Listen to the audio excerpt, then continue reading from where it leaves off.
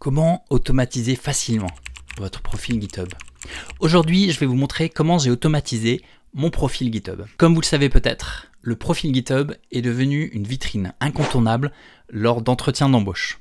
Et GitHub nous fournit les moyens de créer un profil personnalisé. Mais je dois avouer, je suis paresseux quand il s'agit de mettre à jour mon profil GitHub. J'adore créer du contenu à la fois sur Medium et ici sur YouTube.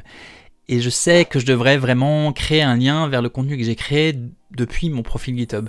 Mais lorsqu'il s'agit de publier ce contenu un peu partout, et notamment sur mon profil, j'ai la flemme. Même si je sais bien que ce serait une bonne idée. Mais je suis partisan de tout automatiser. Et si je peux apprendre des choses dans le processus, c'est gagnant-gagnant. Et il se trouve que GitHub nous donne les moyens d'automatiser les processus grâce à un outil appelé GitHub Actions. Voyons donc ce que nous pouvons faire avec ça. Nous allons donc 1. Créer un repository spécial de profil. 2. Configurer un template MarkScribe. 3. Récupérer des flux RSS, notamment de Medium. 4. Récupérer le contenu et les statistiques de YouTube en utilisant notamment shields.io. Configurer ensuite les actions GitHub et puis retourner se reposer. Ou pas. Voici le résultat auquel je suis arrivé. Si ça vous intéresse d'en faire autant, eh bien c'est parti, c'est par ici que ça se passe. Et si vous souhaitez copier-coller du code depuis mon dépôt, n'hésitez pas. Je vous ai mis dans la description le lien à la fois vers le profil et vers le dépôt qui l'automatise.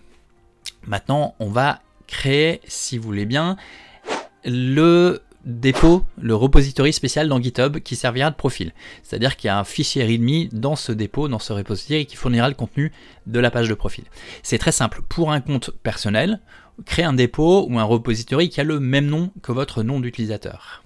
GitHub vous indiquera alors que vous avez trouvé un dépôt spécial. La première étape consiste à cloner ce dépôt, le cloner localement sur votre ordinateur. Une fois que c'est fait, nous sommes prêts à passer à la suite. Pour générer le fichier README, on va utiliser un outil qui s'appelle MarkScribe. Cet outil permet d'utiliser des templates pour générer des fichiers Markdown en utilisant la syntaxe de langage du template Go. Alors si vous ne savez pas comment utiliser cette syntaxe de template Go, ne vous inquiétez pas, je la connais pas non plus. Mais en fait, c'est assez facile de comprendre ce qui se passe si on a fait déjà un langage de templating, que ce soit Twig ou Handlebars ou que c'est, comme vous verrez si vous regardez le modèle d'exemple, d'ailleurs que je vous ai mis dans le lien. La première étape consiste donc à créer un fichier template/readme.md.tpl et à y copier le contenu du modèle d'exemple. Le modèle ressemble à quelque chose comme ça. La première chose, c'est d'ajouter une image d'en-tête en haut. Pour ça, on ajoute le fichier au dépôt. Moi, je l'ai appelé header.jpg et je l'ai mis dans un dossier image. Et puis en haut du fichier template, j'ai écrit point d'exclamation, crochet carré ouvrant, header, crochet carré fermant, parenthèse ouvrante, images/header.jpg, parenthèse fermante. Je vous conseille de mettre à jour également la section comment me joindre, enfin how to get in touch, en bas de la page. Et il n'y a pas forcément d'adapter quoi que ce soit sur la partie spécifique à GitHub, sur les repositories, mais par contre on va rajouter des flux RSS. Pour ma part, je vais récupérer les articles que j'ai écrits sur Medium en anglais, mais c'est valable pour n'importe quel flux RSS. La structure de base d'une section RSS générique est quelque chose comme ceci, avec une boucle qui commence avec un range RSS, puis vient l'URL du flux RSS qu'on va récupérer et le nombre d'éléments qu'on veut récupérer, et du coup qu'on va afficher. Ensuite, on a une ligne dans la boucle avec le titre sous la forme d'un lien en suivant la syntaxe de Markdown, et avec l'indication à côté du temps depuis la publication, avec ce humanize qu'il traduit en langage un peu humanisé. Ici, il suffit de remplacer l'URL, HTTPS, post, index, etc. par une valeur valide. Et pour récupérer le flux RSS d'article Medium, il suffit d'ajouter le nom d'utilisateur Medium. Donc par exemple, https medium.com/feed/@ nom d'utilisateur. Et donc pour ma part, sur Medium, mon username c'est Gosev, ça fait https://medium.com/feed/@gosev. La récupération du contenu YouTube est aussi simple, au moins au début. Le flux RSS des dernières vidéos d'une chaîne se récupère avec l'URL, donc https://youtube.com/feed/video.xml, puis point d'interrogation, channel sous-id égale, et là on précise l'identifiant de la chaîne. Alors ceci étant dit, vous me connaissez, je ne vais pas me satisfaire de quelque chose aussi basique que ça. Après tout, on peut aussi afficher des images dans son profil GitHub, ce qui laisse plein de possibilités intéressantes. Et du coup, par exemple, si vous rajoutez image src égale https://image.shields.io/youtube channel/subscribers avec l'ID et avec un style, vous vous retrouvez avec un badge qui ressemble à quelque chose comme ceci. Et si nous avons sous la main l'URL de la vidéo, on est également capable de déduire l'URL de la vignette correspondant à la vidéo. Il suffit de garder ce qui se passe dans l'URL à partir du 32e caractère, et avec ça, on obtient l'ID de la vidéo. Et la vignette se trouve donc à l'adresse suivante, https://img.youtube.com/vi/ et là on met l'identifiant de la vidéo /default.jpg.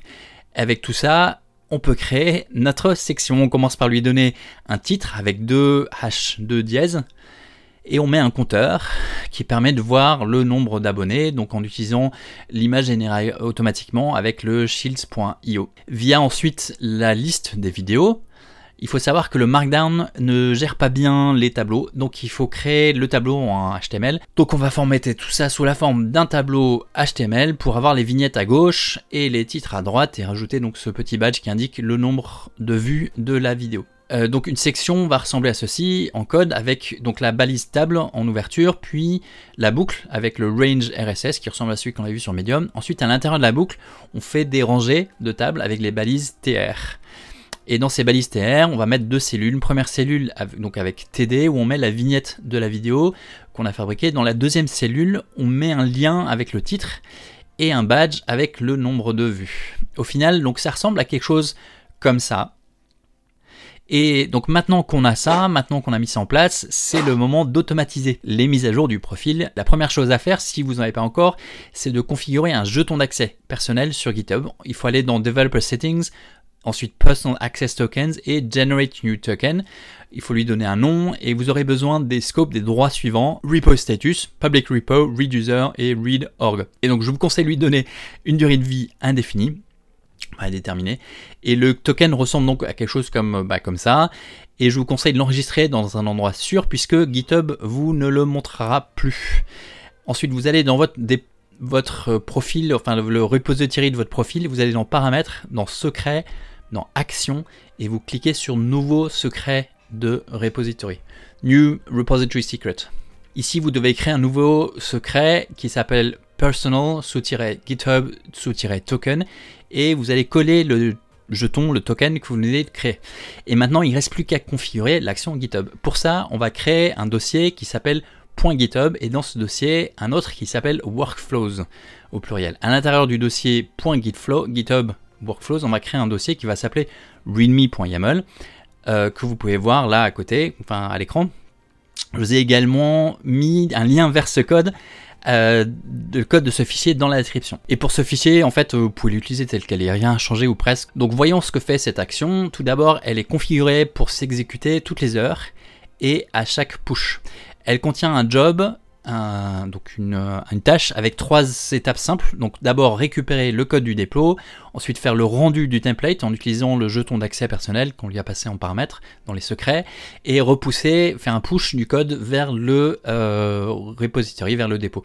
Maintenant committez ce fichier et faites un git push vers le dépôt distant. Tout ça devrait fonctionner. Vous pouvez aller vérifier dans l'onglet Action du repository, du dépôt, de votre profil, et en vérifiant qu'est-ce qui se passe au niveau des actions.